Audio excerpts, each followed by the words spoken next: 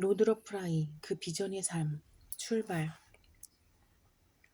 프라이지움 두 시선, 출발. 헤르만 로드럽 프라이는 1912년 7월 14일 퀘벡주에서 어머니 캐더린 모드 하워드와 아버지 헤르만 에드워드 프라이 사이에서 태어났다. 그의 친가는 메사추세츠의 동부로 1630년 영국에서 이주한 청교도의 후손이었다.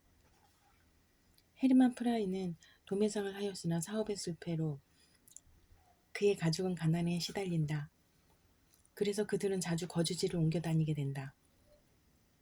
헤르만이 사업에 실패했을 때 그들은 레녹스빌 근처로 옮기게 된다. 프라이가 7살 되던 해 그들은 몽턴에 정착하고 거기서 그의 아버지는 해운을 위한 철물상으로 일하게 된다.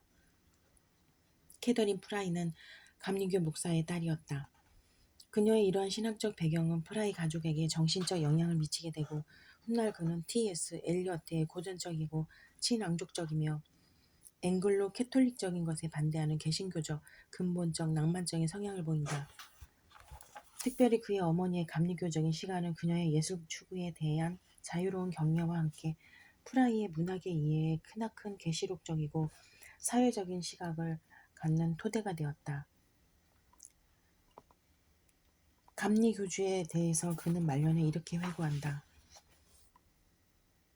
비록 우리 가족이 속한 영국 성공회적인 다양성에도 불구하고 교리와는 확실히 구별되고 성경 이야기에 일찍이 노출되는 종교적 경험이 있었다. 이러한 조건이 나로 하여금 훈육이 아니라 이야기와 성경의 비전을 중심으로 문학 비평의 방향을 찾도록 했다.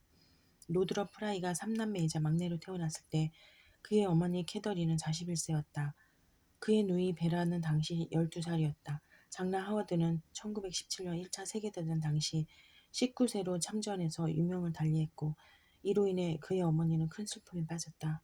이녀는 그의 가족이 몽턴으로 이사하면서 어머니는 오래된 그녀의 친구들과 헤어졌고 그로 인해 유배되는 느낌을 가졌다. 그녀가 청력을 잃었을 때 그녀는 매우 지치고 내성적이 되었다.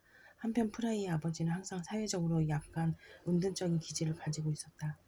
프라이의 어린 시절은 가족의 가난과 그의 지나친 독서와 육체적 나약함으로 고독했고 그것은 그의 성장에 가장 중요한 심리적 요인이 되었다. 그는 내가 생각하건대 나는 나의 첫 인생 17년을 배회했다. 상상의 세계 외에는 살 곳이 없었을 때 자연스럽게 그것이 나의 체질을 만들어가고 있었다. 프라이가 언급했듯이 배회했다는 것은 그의 내성적 성격이 문학과 음악에 의지했다는 것을 의미한다.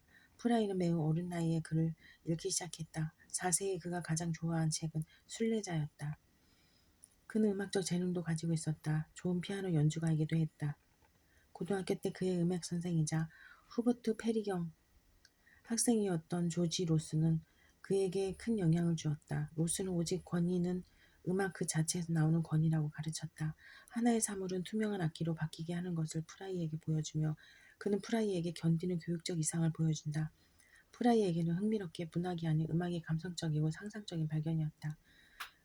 그의 음악에 대한 사랑과 감상력은 그의 삶 전체 속에 함께했다. 즉 그의 전 생애를 통해 그의 음악적 구조에 예민한 감각은 그가 문학의 구조적 양식을 유추할 수 있게 했다. 어린 시절부터 프라이는 역시 비주얼 아트에 민감했다. 브레이크의 조각과 중세 종교예술, 초현실주의 미술, 예술가 학생이었던 그의 아내 헬렌 캠프의 영향을 받아 에도 후에 프라이가 관심을 보인 것은 그의 학제적인 영역을 나타내며 그것은 그가 어린 시절 문화의 세계에 깊이 뿌리를 두고 있었다는 것을 말한다. 그가 즐겼던 유일한 운동은 자전거 타기였다. 그는 몽턴의 주위를 자전거를 타며 끊임없이 돌아다니며 보냈다. 그런 단순한 놀이도 그의 상상력을 북돋아 주었다. 나는 항상 내 주위 모든 길 주위에서 유적 마을을 상상했고 그러면 모든 흙길을 요술로 덮여버렸다고 말하곤 했다. 프라이는 청소년 시절에 중요한 경험을 하게 되고 이것이 교회나 학교에서 종종 부딪혔던 생각 없는 문자주의를 거부하는 강력한 전환점이 된다. 그는 어느 날 학교로 걸어가면서 이런 생각을 했다. 나는 이제껏 배웠던 냄새나고 더러운 모든 정통적 보수주의자의 옷을 벗어 던진다. 그것은 번연의 느낌이었다. 제 무게가 나에게서 떨어져 나갔다. 그것은 내가 짊어진 불안의 짐이었다.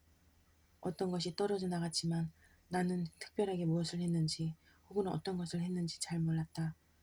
나는 다만 갑자기 이제는 더 이상 나의 몸의 일부분이 아니며 결코 돌아오지 않을 상태란 것만 기억했다. 사회의 모든 불황으로부터 그를 끌어낸 이러한 시각은 문화에서의 상상적 비전의 중심으로 후에 그의 세계관에 연결된다. 프라이가 대학 이전에 그가 받은 교육은 크게 고통스러웠다는 것은 놀랄 만한 일이 아니다. 전반적인 의무교육에는 필수적으로 처벌의 질과 연관이 있다. 그 질은 나 자신의 유년기의 어떤 경험과 관련이 있다. 나는 아이들이 줄을 서서 매우 더러운 벽돌 건물로 들어가는 것을 보았다. 그리고 소위 교육적 과정이 시작된다라고 그는 후에 언급한다. 말할 필요도 없이 군대 분위기와 흡사했던 교실의 분위기는 프라이의 정신과 상상력을 일깨워주는데 아무런 역할을 하지 못했다. 그의 어린 시절에 결혼 전에 선생님이었던 그의 어머니에게서 고무되어 그는 자기 자신에 대한 교육에 스스로 책임을 지고 방대하고 다양한 분야의 책을 읽었다. 고등학교 시절 그가 가장 존경하는 작가는 조지 버나드 쇼였다. 그 유사성은 이해될 수 있다. 즉 프라이드는 로맨틱한 희극의 관례에 대한 차별된 호의와 또한 정교하게 다듬어진 재치를 극작가와 함께 나누었다. 몽턴의 에버딘 고등학교를 졸업하면서 그는 지역 상업적인 학교에 장학금을 얻는다. 그리고 그곳에서 그는 훌륭한 타이피스트가 된다. 1929년 봄, 그는 토론토의 타이핑 대회에 참가하여 최종 출전 선수가 될 정도로 잘하였다. 그는 이후 빅토리아 대학에 가려고 했다. 그리고 브린스윅은 온타리오 주보다 2년 고등학교 교육이 짧기 때문에 이를 검증하기 위한 수업을 하는 것에 허가를 받는다. 행복한 우연을 9월에 또 다른 타이핑 대회가 토론토에서 열렸고 그 상업대학은 그의 훈련 비용의 상당한 양을 부담할 것에 합의하였다. 9월 18일, 17세의 나이에 그는 그의 대학 교육을 위해 몽턴을 떠난다. 빅토리아는 토론토 대학의 연합교회 대학이었다.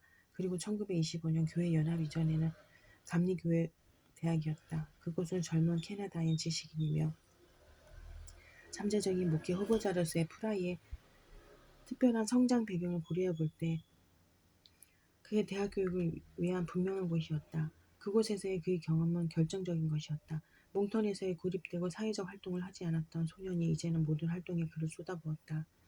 그리고 몇 년 후에 이러한 그의 소속감에 대한 감각의 증가는 그의 전 생애를 통해 지적 통찰력의 기초가 되었다. 프라이는 문화 관습에 계속적이고 상대적인 영원성을 간주했다. 그리고 이런 그의 비판적 사고의 근본적 관념은 그의 삶 또한 반영한 것으로 보인다. 그는 빅토리아 대학에 깊이 뿌리박혀 있는 것으로 느꼈고 이런 환경은 그가 여러 차례 유혹적 제안이 있어도 결코 그것을 떠나지 않게 했다. 1968년 프라이는 빅토리아에서 내가 만났던 선생님들은 학생은 어느 누구도 그들의 뛰어난 경력에 대해서 놀라지 않는 자가 없었다고 했었다. 이 사항은 먼저 E.J. 페람 에드가 그리고 로빈스의 아주 특별한 3인조로 언급된다.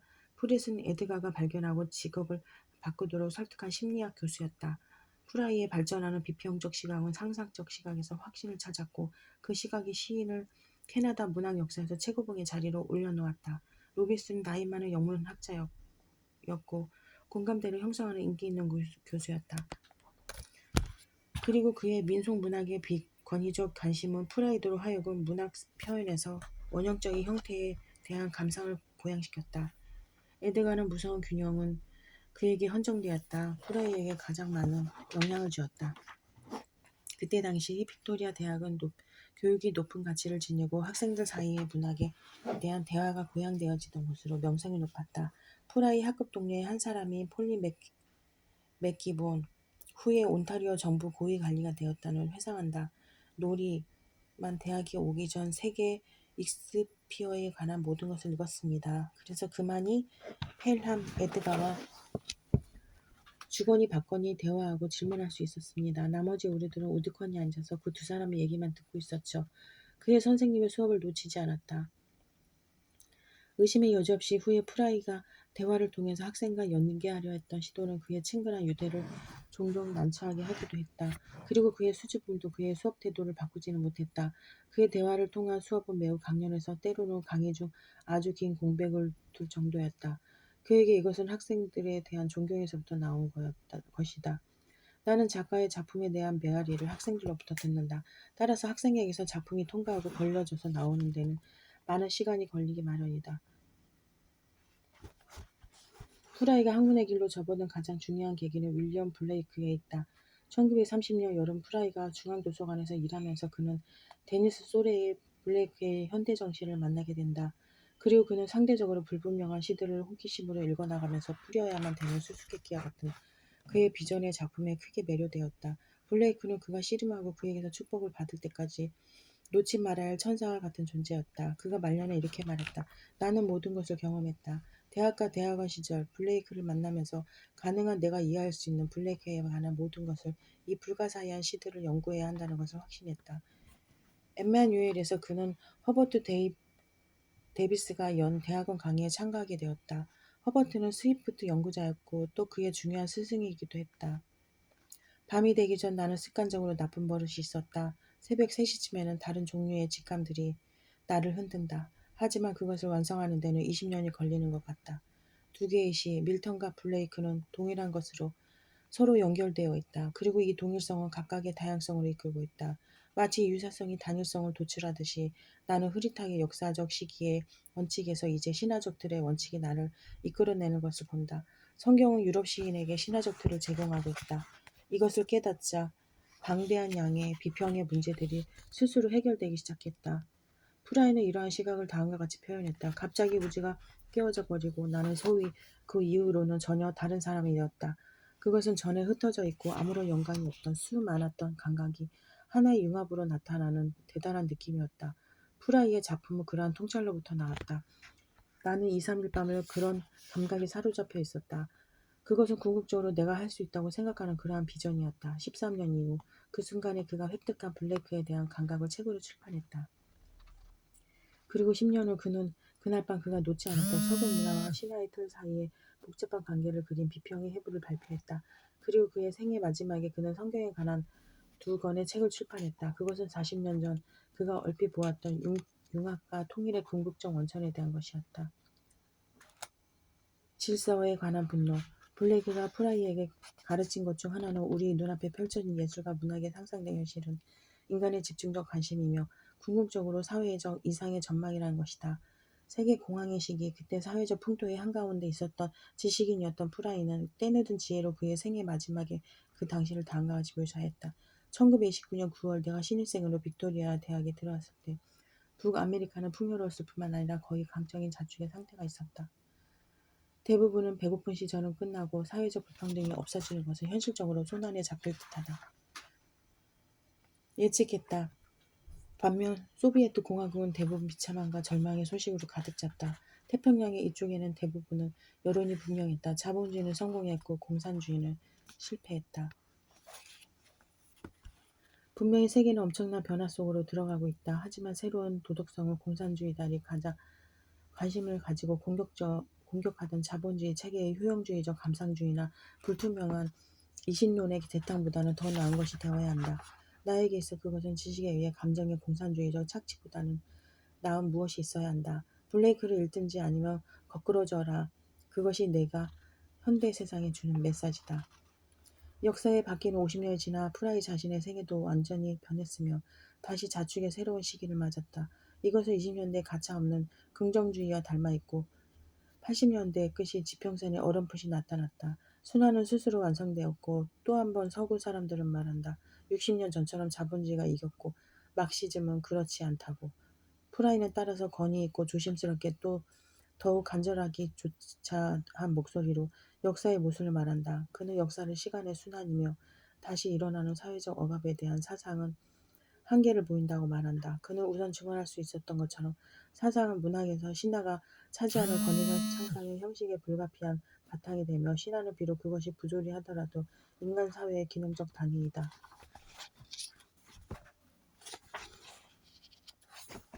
나이트는 평가적 비평을 강하게 거부하면서 불의 바퀴를 열었고 그래서 비평의 해부의 논쟁적 도입에 나타난 가치 판단에 대한 프라이의 공격을 기대했다. 프라이의 개개 시인의 시에 대한 연구는 엘리어트나 예이츠, 스티븐슨의 시집에서 상상적 구조에 대한 5편의 에세이에서 야망적인 무서운 균형에서보다는 많이 언급되지는 아니했지만 이미지와 운위의 구조를 연구함으로써 나이트의 구조적 재창조 작업과 매우 닮아있다. 참으로 나이트의 손에서 개발되었던 것을 혁명적인 방식으로 바꿔놓았다. 프라이는 1936년 옥스퍼드로 돌아가는 도중 영국에서 만난 나이트의 형제 잭슨 나이트의 작품으로 어려움을 당했다. 나는 구약 성서에서 황금가지를 읽기 시작했다. 그것은 모든 새로운 세계가 열리는 것으로, 특별히 그것은 매우 피피스의 옛 생명의 예술과 예술의 역사적 바탕에 관한 것이다. 나의 사상은 확장되고 너무나 급속하게 그 모양을 잡아가고 있어. 이것이 나를 위협하기조차 한다. 때때로 나는 나보다 먼저 다른 사람들이 이것을 발견할지, 아니면 내 생애 동안 이것을 완성하지 못하고 마감할지 모른다는 불안감에 시달리기도 한다. 물론 나는 오래 살지 못할 것이다. 하지만 내가 해야 할 운명이 지어진 것으로 보이는 일에 내가 공헌을 하거나 그렇지 않거나 그것은 문제가 되지 않는다. 이것은 비전을 마음에 품고 있는 자의 목소리이며, 그것이 후에 어떠한 형태를 취할지 알 수 없는 불안감과 그것을 가능한 소통될 수 있는 형태로 만들고자 하는 갈망과 문학 연구의 포괄적이며 일관된 체계의 탄생을 무엇인가가 방해하지 않을까 하는 두려움이 22세의 프라이에게 있었음을 보여준다. 처음에 두 작품가 20년 동안 투쟁하면서 한편으로 그의 위협이 있고, 그는 방대한 양의 관심들을 제어했다. 그는 비평의 해부를 쓰면서 비슷한 어조로 다음과 같이 말했다. 어떻게 끝없이 감질나게 하는 이러한 감상들을 모조리 끄집어낼 것인가. 하지만 나는 모든 이러한 회상에 대해 귀를 닫고 있다. 왜냐하면 모든 것을 폭발시키면서 상대적으로 나의 주요 이론들이 빠져나올 수 있기 때문에, 마치 율리시스가 사이렌 요정에게 길을 막았듯이 이러한 긴장스러운 혼란의 감각은 필요한 단계였다. 다른 비평가들에게는 뒤범벅이 된 서구 문화와 문학을 구성하고 있는 작품들을 그는 일관성 있게 모든 것을 아우르는 양식을 도출하려고 했다. 그가 이러한 통일된 체계를 만드는 노력은 무서운 균형, 그리고 비평의 해부에서 최고조에 이른다. 그러나 그는 더 기다려야 했다. 여러 해 동안 그는 블레이크에 대한 그의 작업의 절박한 도달을 말해왔다. 외관상으로는 자율적으로 되어진 일이었지만 오직 그것 자체의 시간 안에서 완성되어지는 일이었다.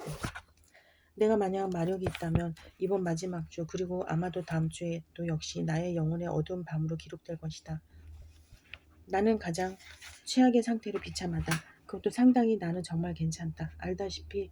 그러나 나는 정말 낙담했다. 나는 감히 넉 달하고도 반달을 생각할 수 없고, 나는 열정적이고 싶다. 나는 토론토에 관한 어떤 것도 생각하지 않을 것이다. 그렇지 않으면 미쳐버릴 것 같다. 오늘 오후 평야를 바라보며 나는 끔찍하게도 밀실 공포증의 마력을 느꼈다. 이것은 정확하게 평온한 시골이 아니다. 반대로 동요스럽고 변덕스러운 시골이다. 메뚜기는 지난해 벌써 지옥으로 사라져버렸고, 이번에는 정말 진지하게 다시 시작하려고 한다. 그리고 모두들 낙심해 있다. 그래서 나는 곧 힘을 내야 한다. 프라이의 이러한 낙심의 일부는 헬렌과 함께 있고 싶은 열망에 그 뿌리를 두고 있다. 그는 그의 미래 부인에게 계속되는 진정한 우정으로 강한 결혼 의사를 밝혔다. 하나님 그 자신조차도 이 냉혹한 평야에서 사라져가는 듯하다. 그는 멀리 있는 것이 아니다. 나는 결코 그렇게 느끼지 않지만, 하지만 그는 이상하게도 비인격적이다. 그리고 물론 그것은 내가 블레이크를 방치하고 가장 가까이 있는 피아노도 1마일이나 떨어져 있고 헬렌도 오타와에 있음에 크게 기인하는 것이다. 한 문장 안에서 블레이크, 피아노, 헬렌의 관계는 그 당시 그의 삶에 깊숙이 개입한 것을 보여준다. 헬렌은 당시 오타와 국립 갤러리에 근무했다. 정말로 지오프리 케인즈 판의 블레이크와 피아노, 그리고 헬렌에 대한 그의 기억은 그 여름 그가 간직하고 있었던 것이었다. 그의 어색함과 천성적인 수줍음, 농사에 대한 무식과 대화를 이끌어내지 못한 것 때문에 그는 학생 목회자로서 끔찍이도 부적합하다는 것을 깨달았다. 그는 영국의 헬렌에게 그 다음에 이런 편지를 썼다. 그 바보 같은 선교지. 나는 항상 그때를 생각하며 내가 나에게 했던 일을 생각하며 후회와 어리석음만 느낀다. 그의 사회적 고립은 냉혹하고 먼지투성이의 풍경, 문화적 추위의 부재, 그리고 그가 만난 속 좁은 억압과 결합되어 그를 불행하게 만들었다. 문화적 죽음에 얽혀있다. 이 가난한 사람들을 위해 문학, 예술, 음악을 사용하는 것은 나에게는 종교를 경험으로 간주하기보다는 사회적 간습으로 간주하는 모든 악의 근원이다. 나는 그들 자체는 존경하고 칭찬한다. 하지만 너무 열심히 일하나 그들이 얻는 것은 보잘것없다. 그는 항상 블레이크와 스펜서에 대해 많은 것을 알고 있었다. 그리고 그가 후에 발표했던 비평의 해부와 같은 비평적 개념을 끄집어내었다. 그는 예를 들어 로미오와 줄리엣에 대해 말하면서 그것은 아치와 같은 것이다. 그는 그의 손으로 그려본다. 이스켈러스가 초석이 된다. 그리고 이것은 연극을 보는 새로운 방법이 될 것이다. 우리 서로의 친구인 블랙시에 대해 다소간 지나간 과정이 묘사된 것은 크게 비통하게 우는 아기이다. 나는 가장 최상의 형태를 얻으려고 했었다. 열정적 맹렬함과 손의 불꽃으로. 그러나 크리스탈의 장식장은 깨어지고 그리고 우는 아기가 되는 것 같이. 광야의 우는 아기. 그리고 참백한 우는 여인이 기대어온다. 그리고 밖의 공기가 다시 나는 지나가는 바람의 고통을 채운다. 하지만 나는 잘하고 있다. 너는 그렇지 않다고 생각하지만 나는 무수한 생각을 가지고 있다. 그러나 그것은 마치 거대하지만 무서운 합병되지 않고 훈육되지 않고 정의되지 않은 원시적 종교의 신화와 같다. 오직 블레이크만이 나는 아직도 아무도 그동안 알지 못했던 그에 대해 알고 있다. 그것에 대해 나는 확신한다. 그러나 세밀한 부분에서는 나는 많이 부족하다. 나는 아주 세심한 정신은 가지지 못한다. 그저 거세게 몰아치는 부르주아 지식인일 뿐이다. 나는 내 자신을 비교의 두 가지 요소 사이에 마음을 동요하게 하지 않는다. 나는 그들을 밀어낸다. 만약 내가 완강한 사실을 만났다면 나는 일격을 가한다. 만약 그것을 제거할 수 없다면 그것을 다른 위치에라도 옮기고 만다. 같은 편지에서 프라이는 비평에 대해 종합적인 재창조라고 말한다. 이 문장은 윌슨 나이트의 창조적인 비평 방법의 영향과 무서운 균형의 과정을 완벽하게 묘사하고 있다. 가장 공통적으로 책에 대한 비평을 대고 있는 것 중에 하나는 프라이에게는 성공의 척도가 된 블레이크로부터 작가의 생각을 가려낼 수 없다는 것이다. 종합적인 지식은 그가 헬렌의 편지에서 묘사했듯이 비평적 자본주의자이다. 영국은 인도를 점령했다. 가장 크고 부유하며 복잡한 왕가를 단지 몇몇의 군인으로 말이다. 기독교 또는 미학에 대해 두 가지 사실과 한 가지 이론으로 접근할 수 있고 그것을 전복할 수 있다. 그가 자신의 세밀함과 거세게 몰아치는 부르주아 지식인이라고 말한 것은 반대로 그의 비평의 냉혹한 구조와 해박한 성향에서 보여지는 것을 다양하게 표현한 것이라고 할 수 있다. 1937년 헬렌에게 보내는 편지에서 17세기 시인 풀코 그레빌에 대해 적어도 그의 모든 작품을 읽고 그를 단정한 작은 가방에 묶는 데는 적어도 한 달이 걸릴 것이라고 말한다. 휴케너는 40년대 그의 대학원 시절을 회상하며 프라이에 대해 말한다. 황무지에서 나오는 특별히 아리송한 이미지에 대해 설명하라는 질문에 대해 그는 그것을 밝힐 시간을 아직 갖지 못했다라고 대답했다. 블레이크와의 거대한 투쟁에 대한 플라이의 묘사는 총력화하는 혈관과 같았다. 나는 마치 팽이와 같이 그를 계속해서 돌려보았다. 그를 갈기갈기 찢고 괴롭히고 핀셋으로 그를 해부했다. 전체의 작품에서 고난을 당하지 않는 어느 한 문장을 찾아볼 수 없었다. 이 시기에 프라이를 괴롭히는 또 다른 문제는 빅토리아 대학원에서 그의 불안정한 위치였다. 그는 분명하게 비합리적이고 경제력이 없는 행정을 지각하고 반대 의사를 비췄기 때문이다. 결국 1939년 6월 20일 옥스퍼드의 학위를 끝내고 이탈리아 여행을 마치고 헬린과 돌아오면서 학교 평유회의 연구 회원을 맡게 된다. 1939년 가을 그는 안정된 직장을 가지면서 토론토로 다시 돌아온다. 내가 토론토행 기차를 탔을 때 소비에트 나치의 조약이 체결된다. 그리고 다음날 나의 동료 중 18세기 역사를 가르치던 한 사람이 그만두면서 나는 그 수업과 또 다른 새 수업을 맡게 된다. 수업 준비 때문에 나는 나의 모든 힘을 퍼부었다. 무서운 균형. 몇 년간 프라이의 목적은 블레이크에 대한 책을 완성하는 것이었다. 수업과 계속되는 그의 공식적인 글쓰기는 이러한 작업을 계속 늦춰가게 했다. 만약 우리가 1934년 그 유명한 세미나인 허버트 데비스의 수업으로부터 계산을 한다면 프라이가 무서운 균형을 완성하는 데는 13년이 걸렸다. 1943년 랜덤하우스의 보조가 거절됨으로써 여러 번의 고통이 있었다. 그는 고통스러워했고 그 자신과 어찌할 수 없이 완고해 보이는 원고의 가치에 대해 의심을 했다. 코울리지의 노후의 편집장으로서 명성을 얻게 된 그의 동료인 캐드린 코번과 함께 이 원고를 검토해 나갔을 때 그녀는 이것을 전통 학문이 아니라고 비평했다. 그녀의 견해로 각주와 지지문의 부재는 때때로 명석하고 불규칙적인 주석을 더욱더 이해하기 어렵게 한다는 것이다. 어느 가을날 캠퍼스를 거닐던 중 그는 나의 눈에 띄었다. 그것은 마치 렘프란트의 빛과 같은 것이었다. 그것은 내가 결코 잊지 못하는 효과였다. 그는 갈색 양복을 입고 있었는데 눈에 두드러지는 것은 그의 창백한 금빛 머리와 그의 분홍빛 피부였다. 그가 그 당시 30세였음에도 불구하고 나에게 그는 라펠이라는 그린 천사의 한 명 같아 보였다. 우주관과 비전. 이상하게 역사적 시기 중 그의 작품에서 소홀히 한 역사적 시기는 중세기였다. 그러나 그의 작품을 통해 장황하게 그것의 중요성은 이미 그가 고백했다. 영국 플러스 이탈리아로 여행하면서 그는 중세 대성당의 장대한 종교 예술을 연구하고자 했다. 마지막 심판의 도표적 광경과 행운에 받기는 특별히 그를 감동시켰다. 이 작품들의 시각적 영향은 프라이가 블레크의 시야 조각의 이미지를 이해하는 데 중요한 요소로 작용했고, 네 가지 신화의 이야기를 바퀴가 비평의 해부학에서 보여지는 통일된 계율을 만드는 데 도움을 주었다. 프라이는 공간적이고 시각화된 우주관이나 신화를 보여주는 중세나 르네상스의 세계의 그림들에 특별한 관심을 보였다.